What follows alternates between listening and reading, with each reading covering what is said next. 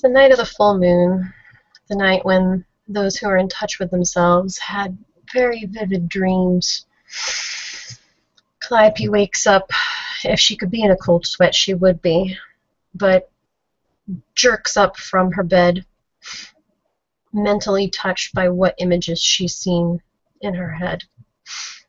That of her sire and her having had a normal human life, albeit in the past, in an old ancient city, children, family, everything, and then her pent-up rage still against him, her never being good enough, her inability to bring a son, her inability to do anything right, and her appetite to destroy everything that he was.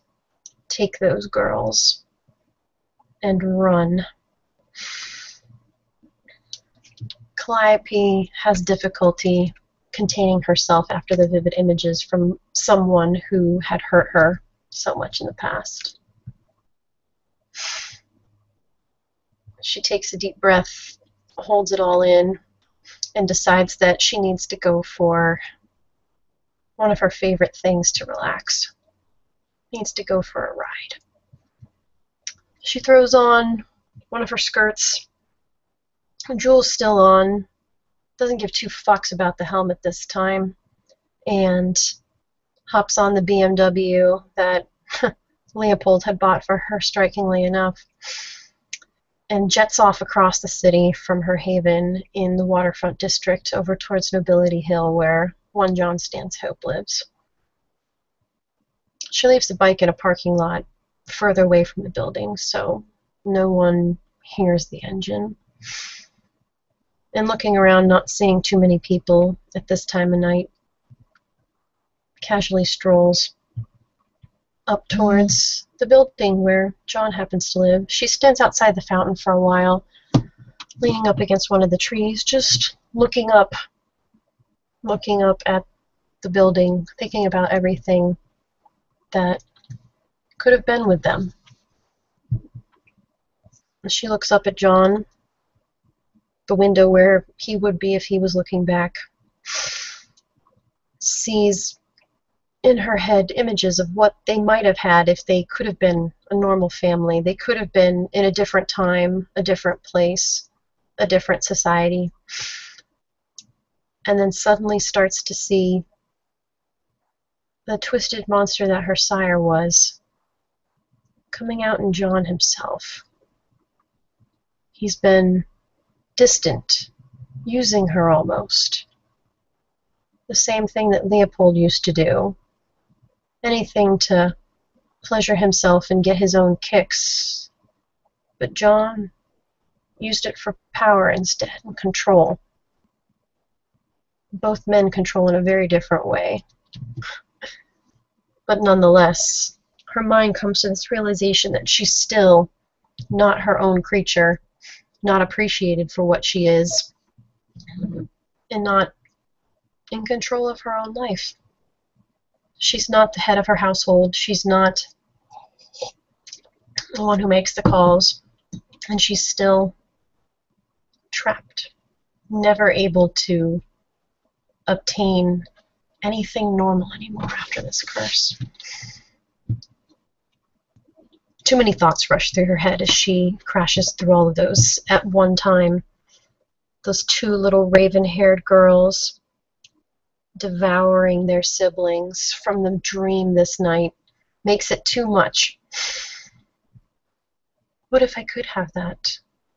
What if... No. If I can't have that happiness, no one else deserves to have it. Who the hell are they to deserve that? What the hell have I done to be cursed like this? She starts to fume and dashes off away from the building that was John's to another area of the residence still right there in Nobility Hill. She dashes faster than a normal human could run, not caring if anyone happens to see her, even though she doesn't see anyone on the streets, and ducks herself outside of a nice single-family home. The lights are still on at about 9:30 at night. Probably bedtime for the kids. Calliope leans her head against the door, listens to the heightened senses, and hears the mother upstairs singing a lullaby. She looks at the door system and just decides to knock on the front door.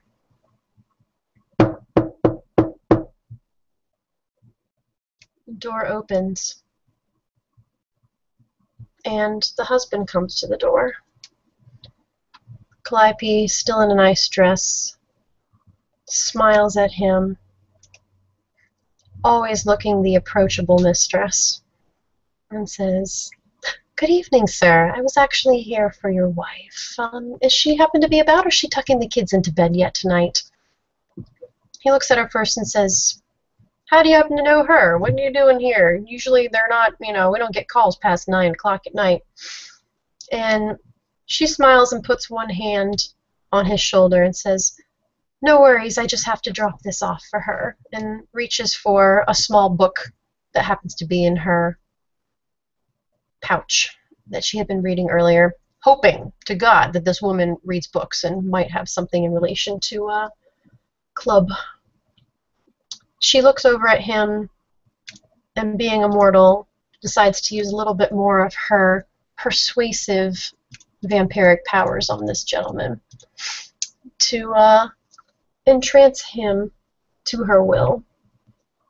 She looks over his direction, spends the blood point, and this will cancel out one of those.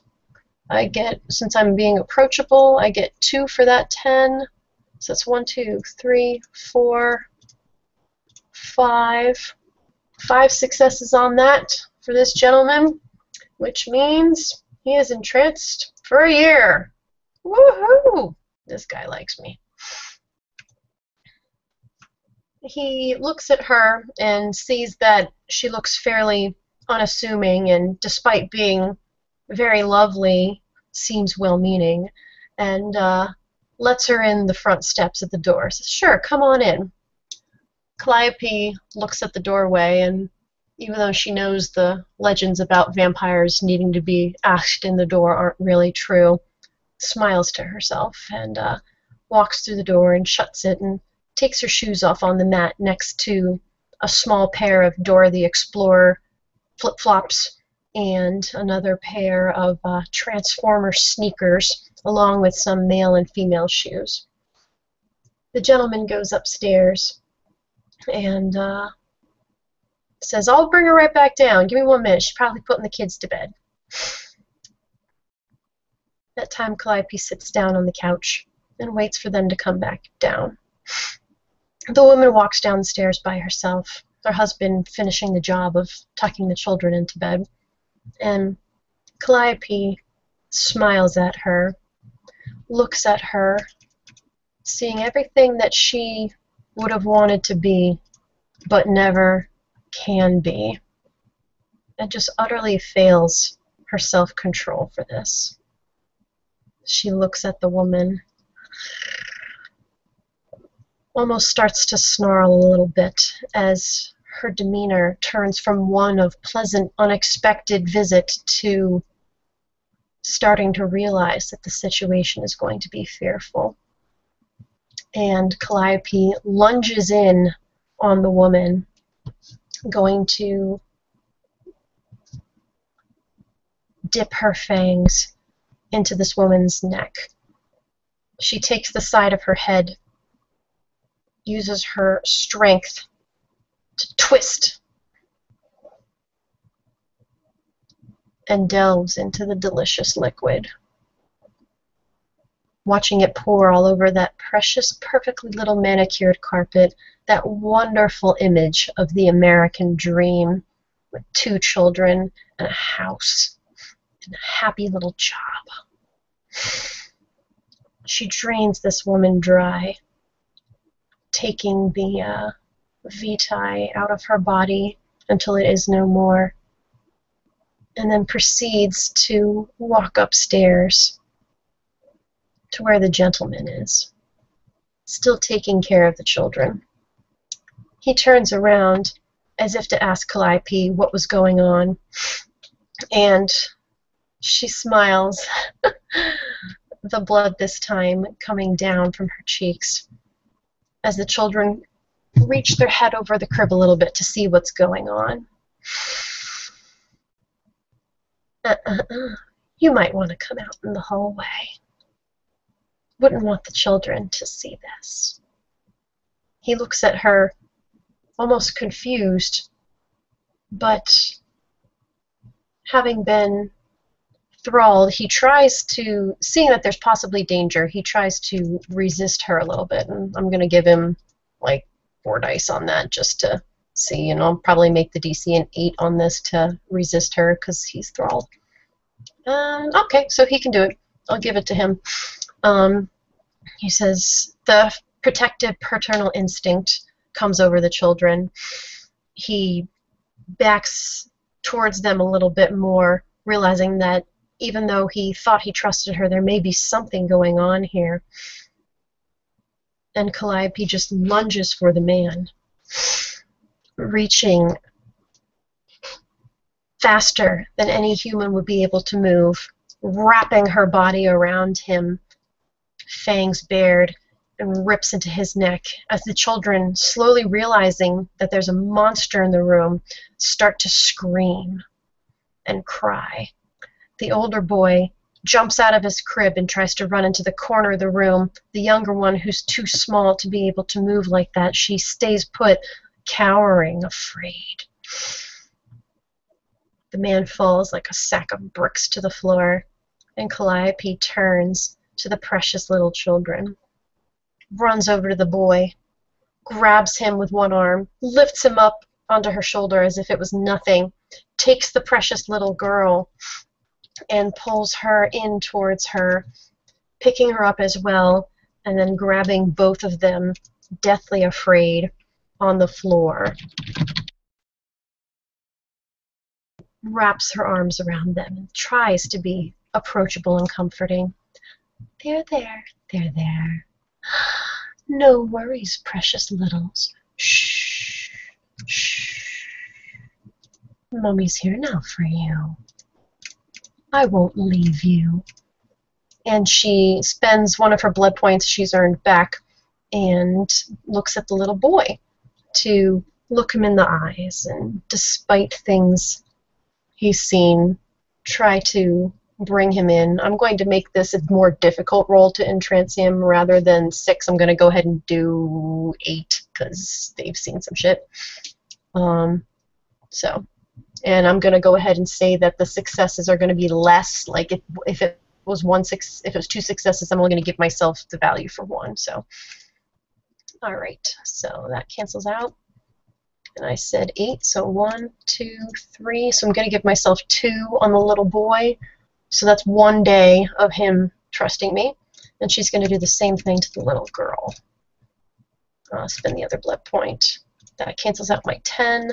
Since I'm being approachable, this is going to count for 2, 3. So both of them end up getting 1 day, since I'm considering it 1 less, since they've just seen some shit, even though they're kids and kind of dumb. Both of the kids, after a while of her sitting there coaxing them, seem to start to calm down, as if they begin to trust her, despite the fact that their father is lying quietly on the floor.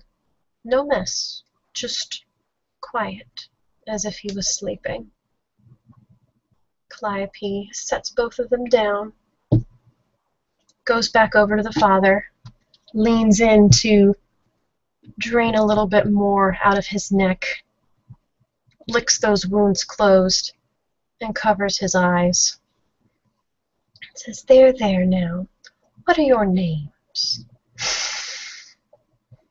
Little boy says, "Joseph." Little girl says, "Katie." They're there.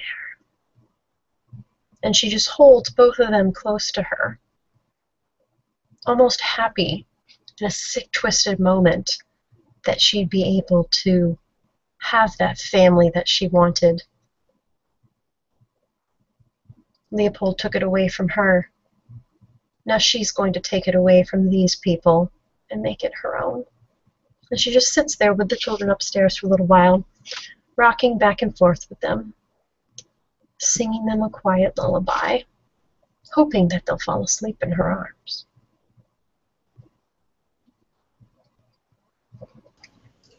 In Nobility Hill,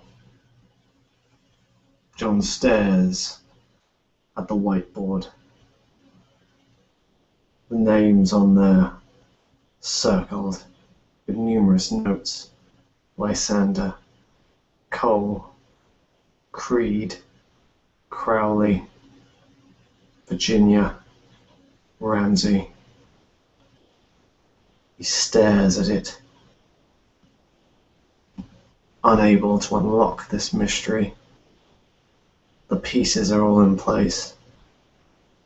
The precipice is opened up before him. He just needs to push in the right direction. His pretender looms over, a dark shadow comforting him, a diseased hand on his shoulder.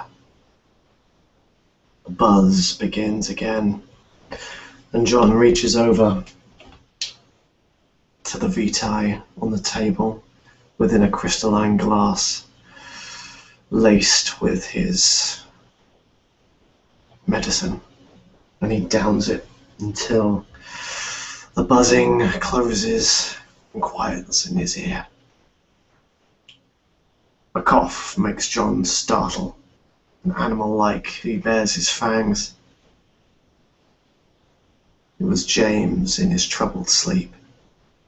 The poor boy, the poor little student that John had experimented on. His mind will rest easy now that he has so little of it left. The door knocks.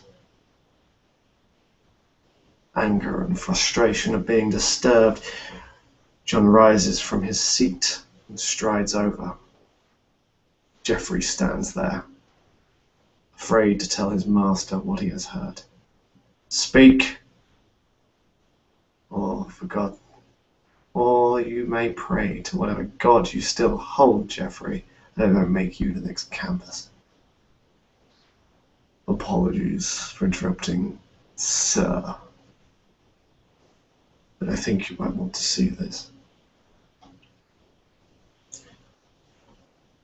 He hands over a report from John's security staff within his domain, men tasked to keep his neighborhood watch alive.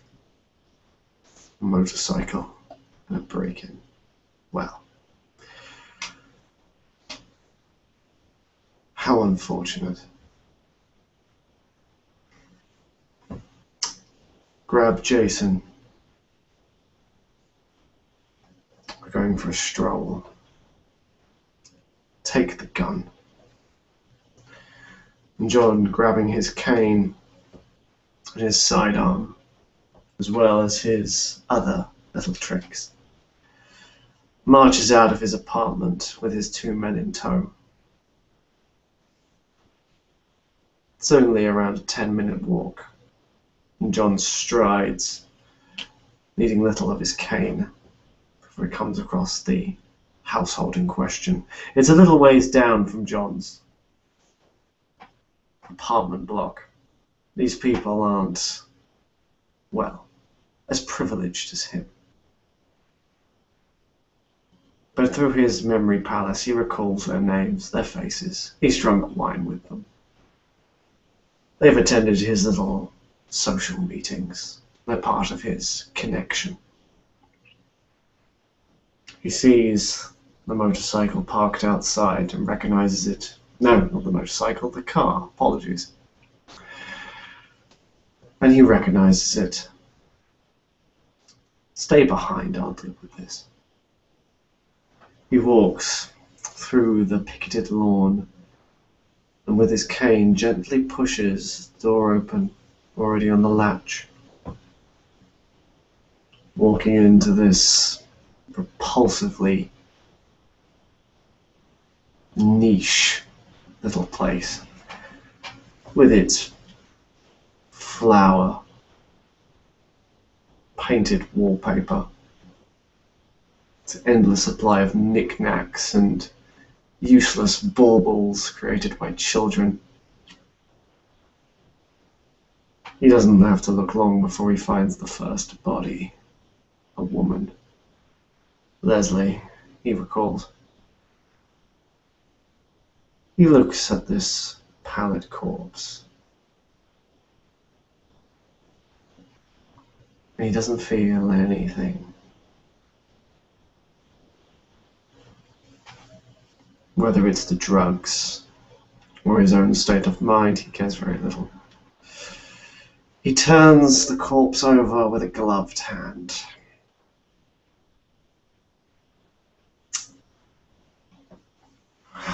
He sighs and strains his ears, listening to his auspex, and can hear a song, very quiet, barely a whisper, and the little breaths of small kine.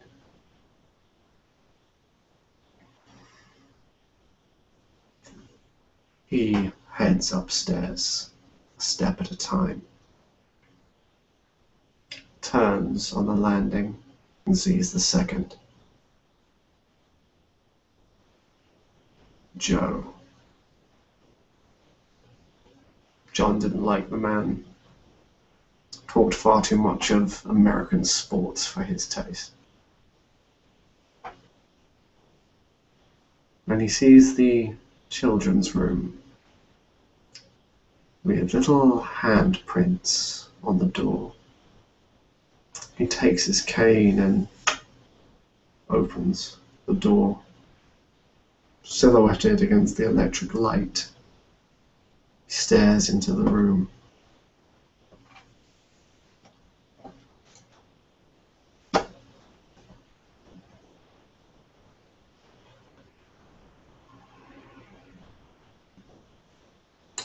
What are you doing?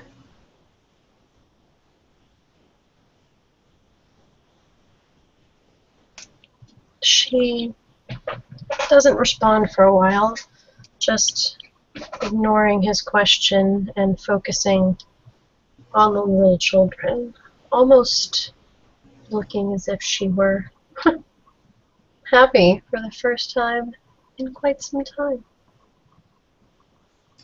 You've taken leave of your senses, or it provoke me.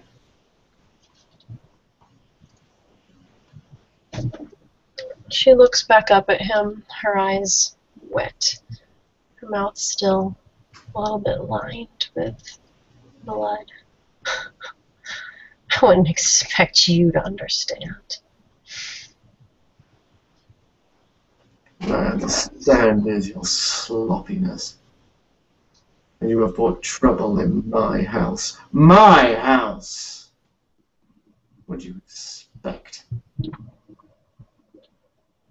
Then I might as well just finish the goddamn job. Take 'em all out. If I can't have 'em for myself, then no one else can. If you want a pet, then take them, but be better prepared. Coming into my domain with your foolishness. I will not stand for this kind of betrayal. I don't need to hear this shit from you. She takes one boy up on one arm and grabs the girl over here who's partially asleep. You will listen and obey. Obey? Thanks, Leopold. Don't bring your pathetic, insolent sire into this. I am not. No. No. And she goes to move to go out the door. He idly moves his cane in front of her, blocking her entrance. If you don't do it willingly, I will make you. No. You're not the same as you were. And you don't give a fuck anymore, so why should I care anymore what you think or feel either? Because I'm in my right to end your life. Insolent brat. Do it. I saved yours once. We'll call it even. Are you so unhappy that you have to act out in this way? Don't try to play the moral high ground, you who doesn't have one.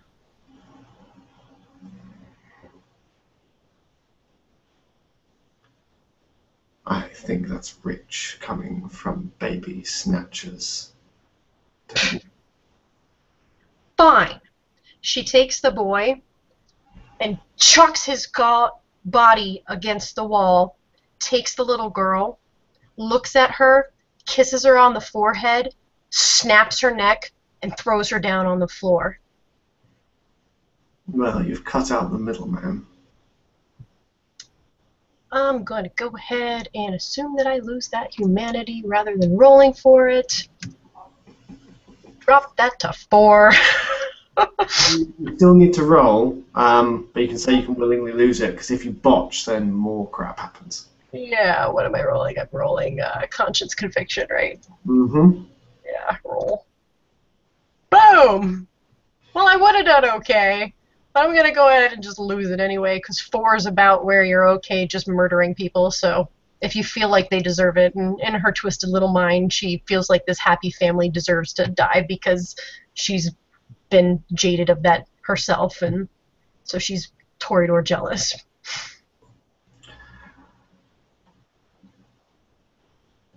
You don't have to have a tantrum. Don't talk to me about tantrums. And then she's going to go ahead and use her celerity 3 to run the fuck out of the building before he can get an eye on her. Jump onto her motorbike, and I think I'll make a drive roll if you want to, but I think I'm going to get to the bike before he can probably get to me. It's probably pointless, but I will do a initiative with you. Yeah. Just in case you roll badly. Okay. My dex is 2 now, actually. So. Great. Um, Wits, dex, and celerity. Yep. Okay. well, I'm only rocking 7. 3, 4, 5, 6, 7, 8, 9, 10, 11, 12, 13. She zooms out, knocking his cane aside. You will pay for that. And watches her drive off. I will not tolerate betrayal. Not by anyone.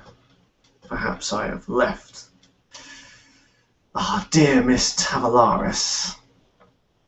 Have a little bit too much leash. As he walks out of the scene, not really caring, he pauses briefly. A cruel thought comes to his mind. He picks up the little girl, and he slices his own wrist and feeds the vitae to her, cradling her in her arms.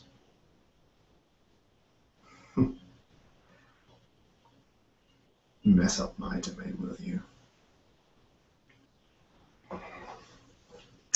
Jeffrey, Jason, clean up this mess. Then call the police.